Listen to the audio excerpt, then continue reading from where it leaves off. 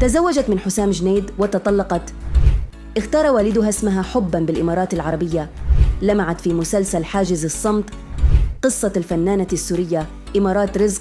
حظيت إمارات رزق بإعجاب المشاهدين في أدوارها الثانوية التي برعت بأدائها حتى نالت الشهرة المطلوبة، وتوالت أعمالها التلفزيونية. لفتت إمارات اهتمام المخرجين والمنتجين في تمثيلها المتقن وتقمصها لشخصيتها في المسلسلات، وصار اسمها يتردد في الوسط الفني.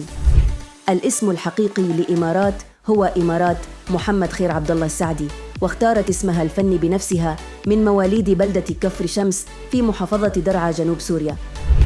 انطلقت إمارات مشوارها الفني بالمشاركة في أدوار صغيرة من إخراج زوجها الأول يوسف رزق، وشكل دورها بشخصية نوال في مسلسل حاجز الصمت نقطة انعطاف في مسيرتها وبداية فعلية لها نحو الشهرة.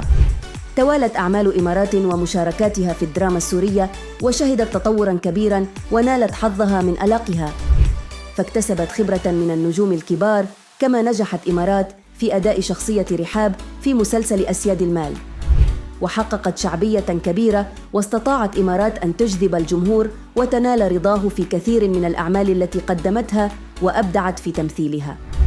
تعرضت إمارات لموقف تسبب لها بالأذى في مسلسل شوق للمخرجة رشا شربتجي، حيث طلبت منها المخرجة أن تقذف بالحجارة كمشهد حقيقي، وكان أصعب مشهد في حياتها الفنية. لاقت إمارات دعماً ومساندة من زوجها يوسف رزق، والذي أشركها في معظم أعماله، لكنهما انفصلا بعد أن أنجبت منه طفلها الوحيد. وتعرضت إمارات لهجوم من يوسف رزق بشكل متكرر، اتهمها بالجهل وأنه صاحب الفضل بالمستوى الفني الذي وصلت إليه. أحب المطرب حسام جنيد الفنانة إمارات بعد أن تعرفت عليه عقب انفصالها عن المخرج يوسف، وكان أصغر منها سناً، فتزوجا.